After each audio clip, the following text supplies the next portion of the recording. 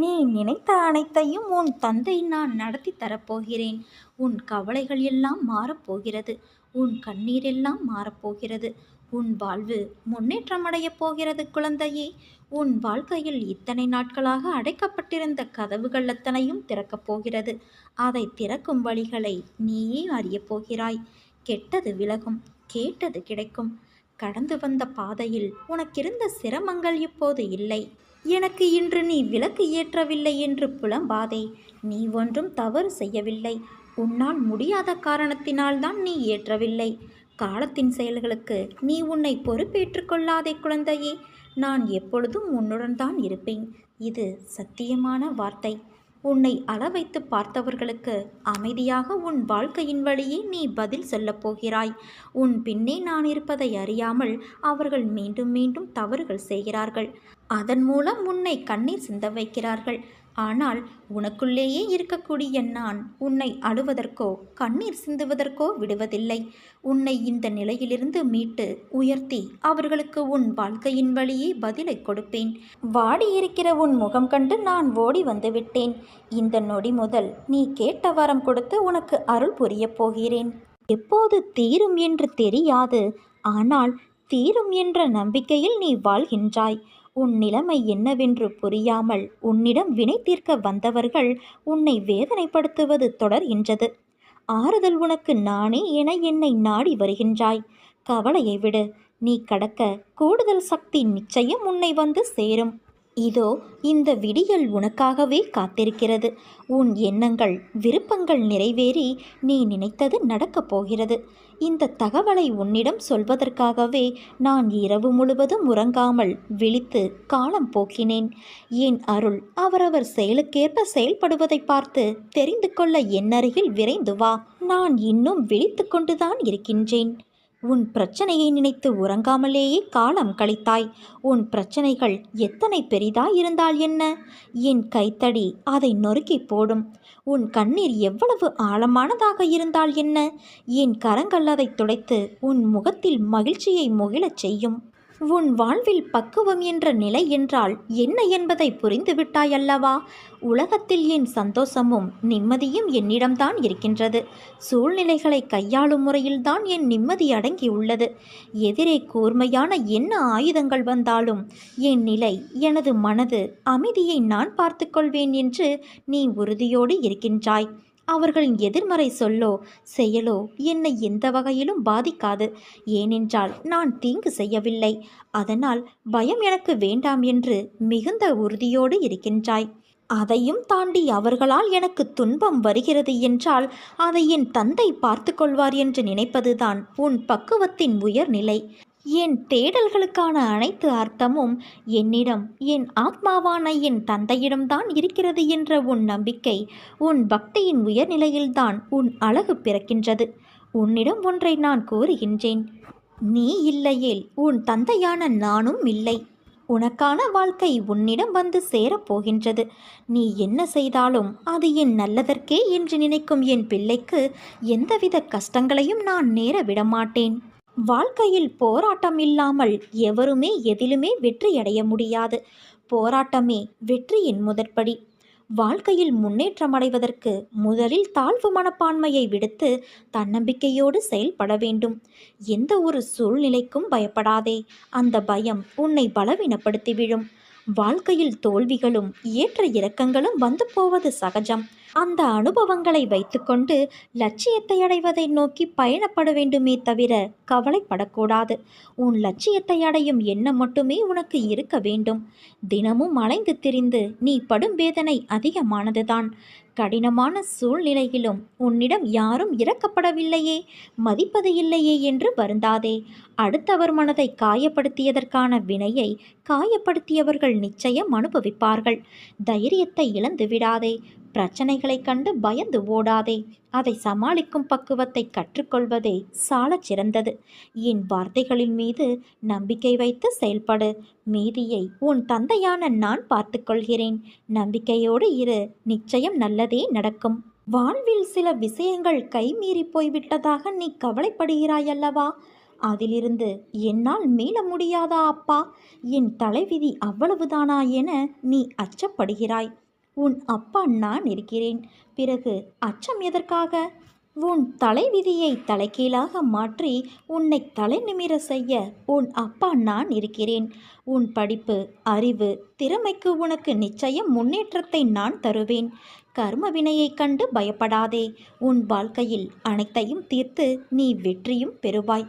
அது என்னை வழிபடுவதால் நிச்சயம் சாத்தியமாகும் என்று நம்பு. உன் வாழ்வில் நினைத்தது எல்லாம் நடக்கும். நான் உனக்கு என்னை வெளிப்படுத்தி கொண்டு ஒவ்வொரு நிகழ்விலும் உன்னோடு இருப்பதை உறுதிப்படுத்தி கொண்டே இருந்தேன். இப்போதும் அப்படித்தான் இருக்கின்றேன். ஆனால் என்னை காணவில்லை என்றும் உன்னை கைவிட்டு எங்கோ மறைந்து கொண்டேன் என்றும் மனதிற்குள் நினைத்து கொண்டு என் மீது வெறுப்பு காட்டுகிறாய். நீ என்னை பற்றி நினைத்து கொண்டு இருக்கும் அதே வேளையில் நீ சற்றும் எதிர்பாராமல் உன் முன்னால் வந்து நிற்கும் எந்த வண்டியிலாவது என் சித்திர ரூபத்தை கண்டுவிட்ட மகிழ்ச்சியை நீ எப்படியெல்லாம் கொண்டாடி மகிழ்வாய்? அப்படிப்பட்ட நீயா இன்று இந்த நிலைமையில் இருப்பது? உன்னை நான் இந்த கோலத்திலா பார்க்க வேண்டும்? என் மனம் உடைகிறது குழந்தையே. சாதுக்கள் மூலமாகவும் ஞானிகளின் மூலமாகவும் மனதை இலகுவாக்கிக்கொள், சமநிலைப்படுத்து, பற்று நீக்கு என்றெல்லாம் எடுத்துச் சொன்னேன். ஆனால் நீயோ அதை காது கொடுத்தும் கேட்கவில்லை. நீ தாழ்ந்திருந்த போது உன்னை நான் காப்பாற்றினேன். நீ என்னை உதாசீனப்படுத்தவில்லை. உன்னையும் உன்னை சார்ந்தவர்களையும் உயர்வாக வைத்து காத்தேன். நான் இன்னொருவர் ரூபத்திலும் இருப்பேன் என்பதை உணர்ந்து பிறரை உன் நாவினால் புண்படுத்தாமல் இருந்தாய். ஆனால் சமீப காலமாக நீ எப்போதும் சண்டை போடுகிறாய். ஆனால் கவலைப்படாதே குழந்தையே, உன்னோடுதான் நான் இருக்கிறேன். உன்னை எந்த தீமையும் தீண்ட விடாமல் நான் பார்த்து கொள்வேன்.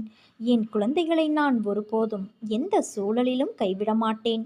வாழ்க்கையில் மனசாட்சிப்படி நடந்தாலும் மன கஷ்டமே மிஞ்சுகிறதே என கவலை கொள்ளாதே. கடவுளே உதவாமல் உன்னை நிராகரித்தாலும் நீ செய்த நன்மைகள், உன் நல்ல எண்ணங்கள் உனக்கு நிச்சயம் பலன் தரும். உண்மையை உணர்ந்து கொள். என் பாதத்தை தஞ்சமடைந்த பிறகு பொறுமையை சோதிக்கும் நிகழ்வுகள் நடக்கும். எல்லாமே கழுத்தை பிடித்து நெரிப்பது போல இருக்கும். அதை கண்டோ கேட்டோ தளராமல் உறுதியோடு இருந்து நம் உறுதியை குலைக்கும் மனக்கவலையை விட வேண்டும். என் பேரில் உன் பளுவை சுமத்தினால் அதை நிச்சயம் நான் சுமப்பேன் என நான் உனக்கு உறுதியளித்துள்ளேன். நான் இருக்க பயம் எதற்கு உனக்கு? என்னை நம்பு. என்னை நம்புகிறவன் என் வார்த்தையின் மேல் நம்பிக்கை வைத்து தன் கவலையை விட்டு விட வேண்டும். என் தந்தையின் மீது பாரத்தை ஏற்றியாகிவிட்டது. இனி எல்லாவற்றையும் அவர் பார்த்து கொள்வார். ஒருவேளை பார்க்காமல் போனாலும் நான் கவலைப்பட மாட்டேன். ஏனென்றால் என்னை பற்றி கவலைப்பட வேண்டியது என் தந்தை, நான் அல்ல என்ற உண்மையை நீ உணர்ந்து விட்டாய் அல்லவா? இனி எல்லாவற்றையும் நான் பார்த்து கொள்கிறேன். நீ உன் மனதில் ஒன்றை நினைத்து கொண்டு இருக்கிறாயே, அது கண்டிப்பாக நடக்கும். அதற்கு தாமதமானாலும் தட்டி போகாது என் குழந்தையே. காற்றில் இருக்கும் தன்மைதான் நம்முடைய மூச்சாய் நம் உடம்பில் உள்ளது. அப்படியென்றால் அது எந்த அளவிற்கு மாசுபடாமல் இருக்க வேண்டும்? அதே போலத்தான் நம் மனமும் எண்ணங்களும் மாசுபடாமல் பார்த்து கொண்டால்தான் சுத்தமான வாழ்க்கையை வாழ முடியும். எதையும் நினைத்து குழம்பாதே. எல்லாம் நல்லதாய் நடக்கும். உன்னை விட்டு நான் விலகுவதும் இல்லை, உன்னை விலகி போகும்படி நான் செய்வதும் இல்லை. உனது துயரங்கள் விரைவில் ஒரு முடிவுக்கு வரப்போகிறது. தேவையில்லாமல் கண்களை கலங்க வைக்காதே. மகிழ்ச்சியாக இரு. நான் இருக்கும்போது எதற்காகவும் கலங்கக்கூடாது. என்னை மீறி எதுவும் நடக்கப் போவது இல்லை என் குழந்தையே. உன்னை நான் தேர்ந்தெடுத்து நான் வசிக்கும் இடத்திற்கு உன்னை வரவழைத்தேன். எப்படிப்பட்ட சூழ்நிலையிலும் கலங்காதே. என் வாக்கு என்றும் பொய்யாகாது. எந்த சூழ்நிலையிலும் உன்னை நான் கைவிட மாட்டேன். நம்பிக்கையோடு இரு. உனக்கு என்ன வேண்டும்? வேண்டியதை எடுத்துச் செல். என் கஜானாவின் வாயிற்கதவுகள் உனக்காக எப்போதும் திறந்திருக்கும். எது உன்னிடத்தில் சேர வேண்டுமோ அது சேர வேண்டிய நேரத்தில் தானாகவே வந்து சேர்ந்துவிடும். அனைவரும் வியக்கும் வண்ணம் நீ உயரக்கூடிய கால நேரம் இது என் குழந்தையே. நிம்மதியாக மகிழ்ச்சியாக இரு. உன் கர்ம பலன்கள் விலகப் போகிறது. வாழ்க்கையில் பெயர் புகழ் பெற்று நீ உயரப் போகின்றாய். உன்னை இன்று வழிநடத்தி செல்லும் ஆசான் நான். நித்தியப்படி வழங்க நான் சற்று தயங்கி தயங்கி யோசித்து நின்றால் நீ கொஞ்சம் யோசித்துப்பார் என்ன நடந்திருக்கும் என்று. நீ கேட்டு நான் செய்ய வேண்டிய அவசியமில்லை. எந்த சூழ்நிலையிலும் நீ கடந்து வந்த பாதையை மறக்காதே. உன்னோடு நான் இருக்கிறேன். உன் கண்களின் முன்னிலையில் நான் அமர்ந்து கொண்டு இருக்கிறேன். உன்னுடைய செயல்களில் மாற்றத்தைக் கண்டு என்னை முழுமையாக ஏற்றுக்கொண்டு என்னை நீ காணத் துடிப்பாய். அப்போது நான் உன் கண்முன்னே தோன்றும்போது உன்னால் பேச முடியாமல் கண்களில் ஆனந்த கண்ணீர் வழிய வாயடைத்து போவாய். உனது கிரகத்தில் நான் வாசம் செய்யும் போது எதற்காகவும் கலங்காதே. நான் இருக்கின்றேன். அனைத்திலும் இருந்து உன்னை விடுவிக்கப் போகிறேன். உன்னை உயர்த்தி நான் அழகு பார்க்கப் போகிறேன் குழந்தையே. கலங்காதே. உனக்கு வேண்டியதை செய்ய நான் இருக்கும்போது எவரிடத்திலும் போய் நின்று கொண்டு இருக்காதே. உன் தேவையை பூர்த்தி செய்ய யாசகம் பெற்று உனக்கு தருவதற்காக நான் காத்திருக்கின்றேன். என் தங்கமே, எவர் மீதும் கோபம் கொள்ளாதே. எவர் மீதும் தீரா வெறுப்பு கொள்ளாதே. அவர்கள் தந்த அவமானங்களை கடந்து வந்த பிறகு கோபம் கொள்வதற்கும் வெறுப்பதற்கும் அவர்கள் தகுதியற்றவர்களாகி விடுவார்கள். வழி கடந்தும் வாழ பழகு என் குழந்தையே. எண்ணம்தான் வாழ்க்கை. நம் வலிமையான எண்ணமே நம் வாழ்க்கையை உருவாக்கும். இன்று நம்பிக்கையோடு எது நடக்கும் என்று நம்புகிறாயோ அது நிச்சயம் நாளை நடக்கும் என்பதே உண்மையாகும். நீ நம்பிக்கையோடு இரு, நல்லதே நடக்கும்.